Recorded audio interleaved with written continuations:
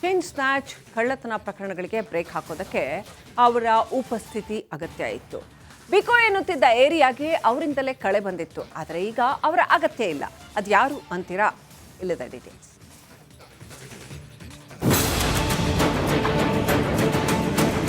ಹಣ್ಣು ಹಂಗೆ ಕೊಳ್ತಿ ನಿಂತವೆ. ನಾವ್ ಯಾರನ್ನ ಕೇಳುವ ಈಗ? ಯಾರು ಕೊಡ್ತಾರೆ ನಮ್ಗೆ? ಒಣ ವ್ಯಾಪಾರಿಗಳನ್ನ ಬೀದಿಗೆ ತಳ್ಳುತ್ತಿದೆಯಾ ಬಿಬಿಎಂಪಿ? ಬೀದಿ ಬದಿ ವ್ಯಾಪಾರಿಗಳ ಗೋಳು ಕೇಳೋರು ಯಾರು? ತಾವಾಯ್ತು ತಮ್ಮ ಕೆಲಸ ಆಯ್ತು ಅಂತ ಆ ಬಡ ವ್ಯಾಪಾರಿಗಳು ಬದುಕನ್ನ ಕಟ್ಟಿಕೊಂಡಿದ್ರು. ಹೂ ಹಣ್ಣು ಮಾರಿ ಜೀವನವನ್ನ ನಡೆಸ್ತಾ ಇದ್ರು. ಆದ್ರೀಗ ಅವರೆಲ್ಲ ಬೀದಿಗೆ ಬಂದಿದ್ದಾರೆ. ಹೆಬ್ಬಾಳ ಸಮೀಪದ ಕೆಂಪಾಪುರ ಕಾಫಿ ಬೋರ್ಡ್ ಲೇಔಟ್ನಲ್ಲಿ ಬಡ ವ್ಯಾಪಾರಿಗಳ ಮೇಲೆ ದಬ್ಬಾಳಿಕೆ ನಡೆಯುತ್ತಿರುವ ಆರೋಪ ಕೇಳಿ ಬಂದಿದೆ. 20 ವರ್ಷಗಳ ಹಿಂದೆ ಹೆಬ್ಬಾಳದ ಕೆಂಪಾಪುರ ಬಳಿ ನಿರ್ಮಾಣಗೊಂಡಿದ್ದ ಕಾಫಿ ಬೋರ್ಡ್ ಲೇಔಟ್ ಆರಂಭದಲ್ಲೇ ಬಿಕೋ ಎನ್ನುತ್ತಿತ್ತು. ಲೇಔಟ್ನಲ್ಲಿ ಚೈನ್ ಸ್ನ್ಯಾಚಿಂಗ್ ಮಾಮೂಲಿ ಎಂಬಂತಾಗಿತ್ತು. ಮಹಿಳೆಯರು ಒಂಟಿಯಾಗಿ ಓಡಾಡಲು ಕಷ್ಟದ ಕಾಲ ಇರುವಾಗ ವ್ಯಾಪಾರಿಗಳಿಗೆ ಮಳಿಗೆ ಇಡಲು ಲೇಔಟ್ ಮಾಲೀಕರೇ ಆಹ್ವಾನಿಸಿದ್ರು. ಹೀಗೆ ಕಳೆದ 20 ವರ್ಷಗಳಿಂದ ಅದೇ ಜಾಗದಲ್ಲಿ ವ್ಯಾಪಾರ ಮಾಡ್ತಾ ಇದ್ದ ಒಟ್ಟು 83 ವ್ಯಾಪಾರಸ್ಥರನ್ನ ಒಕ್ಕಲೆಬ್ಬಿಸುವ ಪ್ರಯತ್ನ ನಡೆದಿದ್ದು, ನೋಟಿಸ್ ನೀಡದೆ ಬಿಬಿಎಂಪಿ ಏಕಾಏಕಿ ತೆರವು ಮಾಡಿದ್ದಾರೆ. ನಾವು ಕೇಳ್ತಾರದ ಪ್ರಶ್ನೆ, ನಮ್ಮನ್ನು ಕರೆದು ನೀವು ಹಾಕ್ಸದೆ ಹೋಗಿದ್ದಿದ್ರೆ ನಾವು ಇಲ್ಲಿಗೆ ಬರ್ತಾನೆ ಇರಲ್ಲ. ನಾವು ಇವಾಗ ಜೀವನ ಇಲ್ಲಿ ಕಟ್ಕೊಂಡಿದ್ದೀವಿ.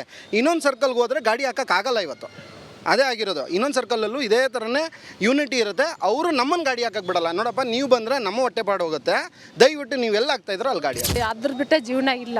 ಅವಾಗಿಂದ ಈ ನಾವು 10 ವರ್ಷದಿಂದ ಹಾಕೋದಿದ್ದೀವಿ.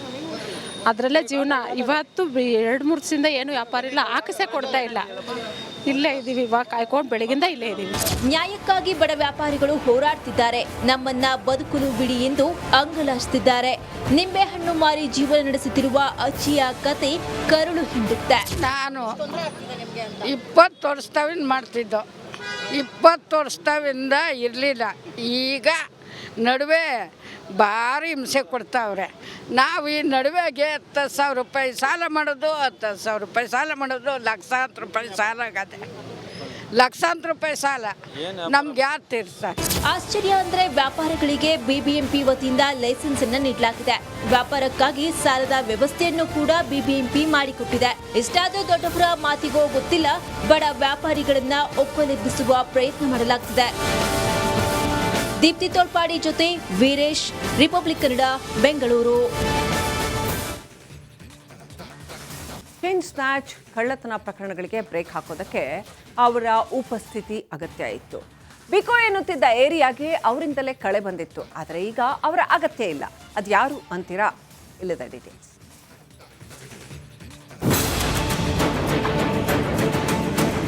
ಹಣ್ಣು ಹಂಗೆ ಕೊಳ್ತಿ ನಿಂತವೆ. ನಾವ್ ಯಾರನ್ನ ಕೇಳುವ ಈಗ? ಯಾರು ಕೊಡ್ತಾರೆ ನಮ್ಗೆ? ಒಣ ವ್ಯಾಪಾರಿಗಳನ್ನ ಬೀದಿಗೆ ತಳ್ಳುತ್ತಿದೆಯಾ ಬಿಬಿಎಂಪಿ? ಬೀದಿ ಬದಿ ವ್ಯಾಪಾರಿಗಳ ಗೋಳು ಕೇಳೋರು ಯಾರು?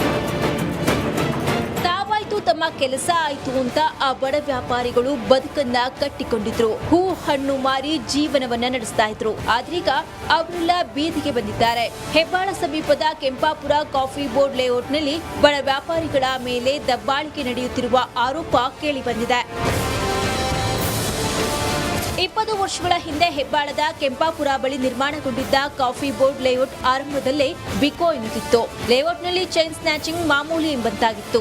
ಮಹಿಳೆಯರು ಒಂಟಿಯಾಗಿ ಓಡಾಡಲು ಕಷ್ಟದ ಕಾಲ ಇರುವಾಗ ವ್ಯಾಪಾರಿಗಳಿಗೆ ಮಳಿಗೆ ಇಡಲು ಲೇಔಟ್ ಮಾಲೀಕರೇ ಆಹ್ವಾನಿಸಿದ್ರು. ಹೀಗೆ ಕಳೆದ 20 ವರ್ಷಗಳಿಂದ ಅದೇ ಜಾಗದಲ್ಲಿ ವ್ಯಾಪಾರ ಮಾಡ್ತಾ ಇದ್ದ ಒಟ್ಟು 83 ವ್ಯಾಪಾರಸ್ಥರನ್ನ ಒಕ್ಕಲೆಬ್ಬಿಸುವ ಪ್ರಯತ್ನ ನಡೆದಿದ್ದು, ನೋಟಿಸ್ ನೀಡದೆ ಬಿಬಿಎಂಪಿ ಏಕಾಏಕಿ ತೆರವು ಮಾಡಿದ್ದಾರೆ. ನಾವು ಕೇಳ್ತಾರದ ಪ್ರಶ್ನೆ, ನಮ್ಮನ್ನು ಕರೆದು ನೀವು ಹಾಕ್ಸದೆ ಹೋಗಿದ್ದಿದ್ರೆ ನಾವು ಇಲ್ಲಿಗೆ ಬರ್ತಾನೆ ಇರಲ್ಲ. ನಾವು ಇವಾಗ ಜೀವನ ಇಲ್ಲಿ ಕಟ್ಕೊಂಡಿದ್ದೀವಿ.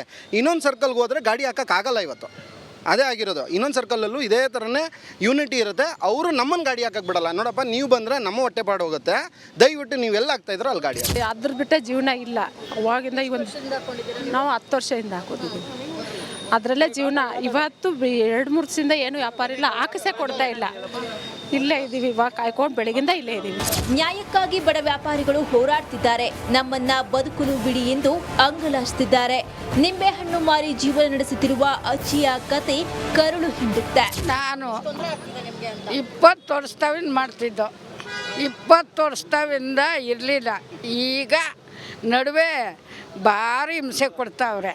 ನಾವು ಈ ನಡುವೆಗೆ 10,000 ರೂಪಾಯಿ ಸಾಲ ಮಾಡೋದು, 10,000 ರೂಪಾಯಿ ಸಾಲ ಮಾಡೋದು, ಲಕ್ಷಾಂತರ ರೂಪಾಯಿ ಸಾಲ ಆಗದೆ. ಲಕ್ಷಾಂತರ ರೂಪಾಯಿ ಸಾಲ ನಮ್ಗೆ ಯಾರು ತೀರ್ಸ್ತಾರೆ? ಆಶ್ಚರ್ಯ ಅಂದ್ರೆ ವ್ಯಾಪಾರಿಗಳಿಗೆ ಬಿಬಿಎಂಪಿ ವತಿಯಿಂದ ಲೈಸೆನ್ಸ್ ಅನ್ನು ನೀಡಲಾಗಿದೆ. ವ್ಯಾಪಾರಕ್ಕಾಗಿ ಸಾಲದ ವ್ಯವಸ್ಥೆಯನ್ನು ಕೂಡ ಬಿಬಿಎಂಪಿ ಮಾಡಿಕೊಟ್ಟಿದೆ.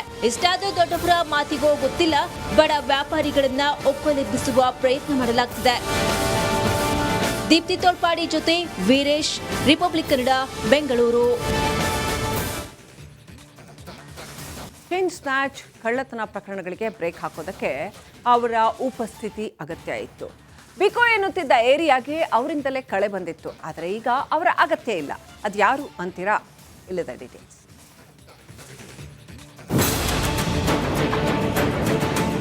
ಕೂಟೆ ಹಣ್ಣು ಹಂಗೆ ಕೊಳ್ತಿ ನಿಂತವೆ. ನಾವು ಯಾರನ್ನೇ ಕಳ್ವ ಈಗ? ಯಾರು ಕೊಡ್ತಾರೆ ನಮಗೆ? ಬಡ ವ್ಯಾಪಾರಿಗಳನ್ನ ಬೀದಿಗೆ ತಳ್ಳುತ್ತಿದೆಯಾ ಬಿಬಿಎಂಪಿ? ಬೀದಿ ಬದಿ ವ್ಯಾಪಾರಿಗಳ ಗೋಳು ಕೇಳೋರು ಯಾರು?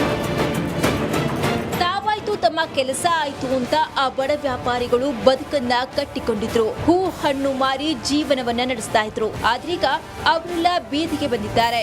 ಹೆಬ್ಬಾಳ ಸಮೀಪದ ಕೆಂಪಾಪುರ ಕಾಫಿ ಬೋರ್ಡ್ ಲೇಔಟ್ನಲ್ಲಿ ಬಡ ವ್ಯಾಪಾರಿಗಳ ಮೇಲೆ ದಬ್ಬಾಳಿಕೆ ನಡೆಯುತ್ತಿರುವ ಆರೋಪ ಕೇಳಿ ಬಂದಿದೆ. 20 ವರ್ಷಗಳ ಹಿಂದೆ ಹೆಬ್ಬಾಳದ ಕೆಂಪಾಪುರ ಬಳಿ ನಿರ್ಮಾಣಗೊಂಡಿದ್ದ ಕಾಫಿ ಬೋರ್ಡ್ ಲೇಔಟ್ ಆರಂಭದಲ್ಲೇ ಬಿಕೋ ಎನ್ನುತ್ತಿತ್ತು. ಲೇಔಟ್ನಲ್ಲಿ ಚೈನ್ ಸ್ನ್ಯಾಚಿಂಗ್ ಮಾಮೂಲಿ ಎಂಬಂತಾಗಿತ್ತು. ಮಹಿಳೆಯರು ಒಂಟಿಯಾಗಿ ಓಡಾಡಲು ಕಷ್ಟದ ಕಾಲ ಇರುವಾಗ ವ್ಯಾಪಾರಿಗಳಿಗೆ ಮಳಿಗೆ ಇಡಲು ಲೇಔಟ್ ಮಾಲೀಕರೇ ಆಹ್ವಾನಿಸಿದ್ರು. ಹೀಗೆ ಕಳೆದ 20 ವರ್ಷಗಳಿಂದ ಅದೇ ಜಾಗದಲ್ಲಿ ವ್ಯಾಪಾರ ಮಾಡ್ತಾ ಇದ್ದ ಒಟ್ಟು 83 ವ್ಯಾಪಾರಸ್ಥರನ್ನ ಒಕ್ಕಲೆಬ್ಬಿಸುವ ಪ್ರಯತ್ನ ನಡೆದಿದ್ದು, ನೋಟಿಸ್ ನೀಡದೆ ಬಿಬಿಎಂಪಿ ಏಕಾಏಕಿ ತೆರವು ಮಾಡಿದ್ದಾರೆ. ನಾವು ಕೇಳ್ತಾರದ ಪ್ರಶ್ನೆ, ನಮ್ಮನ್ನು ಕರೆದು ನೀವು ಹಾಕ್ಸದೆ ಹೋಗಿದ್ದಿದ್ರೆ ನಾವು ಇಲ್ಲಿಗೆ ಬರ್ತಾನೆ ಇರಲ್ಲ. ನಾವು ಇವಾಗ ಜೀವನ ಇಲ್ಲಿ ಕಟ್ಕೊಂಡಿದ್ದೀವಿ. ಇನ್ನೊಂದು ಸರ್ಕಲ್ಗೆ ಹೋದರೆ ಗಾಡಿ ಹಾಕೋಕ್ಕಾಗಲ್ಲ. ಇವತ್ತು ಅದೇ ಆಗಿರೋದು. ಇನ್ನೊಂದು ಸರ್ಕಲಲ್ಲೂ ಇದೇ ಥರನೇ ಯೂನಿಟಿ ಇರುತ್ತೆ. ಅವರು ನಮ್ಮನ್ನು ಗಾಡಿ ಹಾಕಕ್ಕೆ ಬಿಡಲ್ಲ. ನೋಡಪ್ಪ, ನೀವು ಬಂದರೆ ನಮ್ಮ ಹೊಟ್ಟೆ ಪಾಡು ಹೋಗುತ್ತೆ, ದಯವಿಟ್ಟು ನೀವೆಲ್ಲ ಹಾಕ್ತಾಯಿದ್ರೆ ಅಲ್ಲಿ ಗಾಡಿ. ಅದ್ರ ಬಿಟ್ಟೆ ಜೀವನ ಇಲ್ಲ. ಅವಾಗಿಂದ ನಾವು 10 ವರ್ಷದಿಂದ ಹಾಕೋದಿದ್ದೀವಿ. ಅದರಲ್ಲೇ ಜೀವನ. ಇವತ್ತು 2-3 ವರ್ಷದಿಂದ ಏನು ವ್ಯಾಪಾರ ಇಲ್ಲ, ಹಾಕಿಸೇ ಕೊಡ್ತಾ ಇಲ್ಲ. ಇಲ್ಲೇ ಇದ್ದೀವಿ, ಇವಾಗ ಕಾಯ್ಕೊಂಡು ಬೆಳಗಿಂದ ಇಲ್ಲೇ ಇದ್ದೀವಿ. ನ್ಯಾಯಕ್ಕಾಗಿ ಬಡ ವ್ಯಾಪಾರಿಗಳು ಹೋರಾಡ್ತಿದ್ದಾರೆ. ನಮ್ಮನ್ನ ಬದುಕಲು ಬಿಡಿ ಎಂದು ಅಂಗಲಾಚ್ತಿದ್ದಾರೆ. ನಿಂಬೆಹಣ್ಣು ಮಾರಿ ಜೀವನ ನಡೆಸುತ್ತಿರುವ ಅಜ್ಜಿಯ ಕತೆ ಕರುಳು ಹಿಂಡುತ್ತೆ. ನಾನು 20 ವರ್ಷದಿಂದ ಮಾಡ್ತಿದ್ದೋ. 20 ವರ್ಷದಿಂದ ಇರಲಿಲ್ಲ. ಈಗ ನಡುವೆ ಭಾರಿ ಹಿಂಸೆ ಕೊಡ್ತಾವ್ರೆ. ನಾವು ಈ ನಡುವೆಗೆ 10,000 ರೂಪಾಯಿ ಸಾಲ ಮಾಡೋದು, 10,000 ರೂಪಾಯಿ ಸಾಲ ಮಾಡೋದು, ಲಕ್ಷಾಂತರ ರೂಪಾಯಿ ಸಾಲ ಆಗದೆ. ಲಕ್ಷಾಂತರ ರೂಪಾಯಿ ಸಾಲ ನಮ್ಗೆ ಯಾರು ತೀರ್ಸ್ತಾರೆ?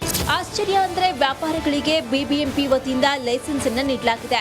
ವ್ಯಾಪಾರಕ್ಕಾಗಿ ಸಾಲದ ವ್ಯವಸ್ಥೆಯನ್ನು ಕೂಡ ಬಿಬಿಎಂಪಿ ಮಾಡಿಕೊಟ್ಟಿದೆ. ಇಷ್ಟಾದರೂ ದೊಡ್ಡವರ ಮಾತಿಗೋ ಗೊತ್ತಿಲ್ಲ, ಬಡ ವ್ಯಾಪಾರಿಗಳನ್ನ ಒಪ್ಪಲೆಬ್ಬಿಸುವ ಪ್ರಯತ್ನ ಮಾಡಲಾಗ್ತಿದೆ. ದೀಪ್ತಿ ತೋಳ್ಪಾಡಿ ಜೊತೆ ವೀರೇಶ್, ರಿಪಬ್ಲಿಕ್ ಕನ್ನಡ, ಬೆಂಗಳೂರು.